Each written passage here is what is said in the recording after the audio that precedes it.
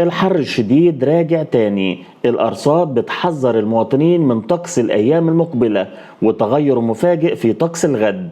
عزيزي المشاهد الكريم، الصيف لسه في أوله، بس الأرصاد طلعت بتحذير يخلي الواحد يقلق من اللي جاي.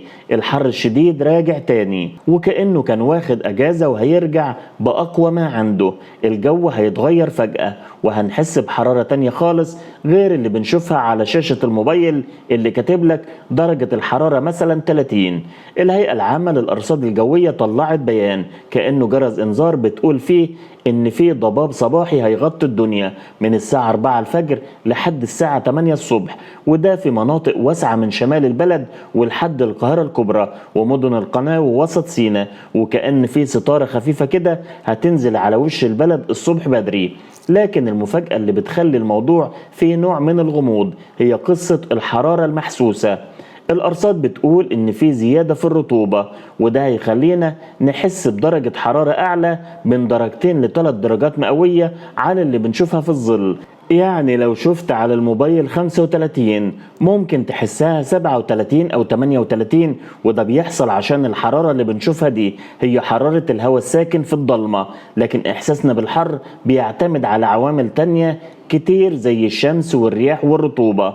الرطوبة وهي دي اللي بتعمل الشغل كله. لما الرطوبة بتزيد في الجسم ما بيقدرش يعرق كويس، وده اللي بيخلي الواحد يحس ان الحرارة لازقة فيه وما بتتغيرش. الفرق بين الحرارة اللي بتتسجل واللي بنحس بيها هيكون كبير جدا الفترة دي، خصوصا فصل الصيف بالكامل، وده كله بسبب المنخفض الجوي الهندي اللي بيمتد على بلدنا وبيزود الرطوبة.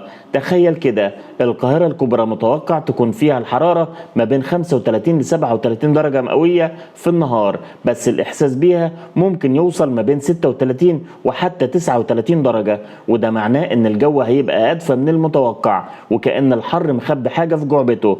بس مش كل الأخبار وحشة.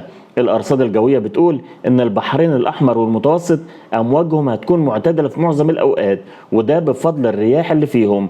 ده خبر حلو للصيادين وهواة المشي على الشط والرحلات البحرية. الأسبوع الجاي يعني ممكن نلاقي شوية نسمة هواء على البحر، تخفيف علينا شوية من لسعة الحر اللي في الجو. السؤال اللي بيخلي الواحد يفكر ويحتار، هل التغيرات المفاجئة في الطقس بالرغم من تحذيرات الأرصاد اللي بتوصلنا بقت بتخلينا دايما في حالة قلق وتوتر من اللي جاي، ولا خلاص اتعودنا على تقلبات الجو وبقينا نستقبلها عادي؟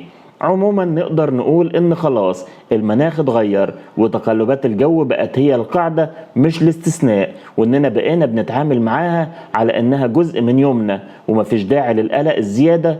وفي النهاية كل واحد بيتعامل مع الظروف بطريقته، بس الاكيد ان الكل لازم ياخد باله ويلبس خفيف ويشرب مية كتير عشان يعدي الصيف ده على خير.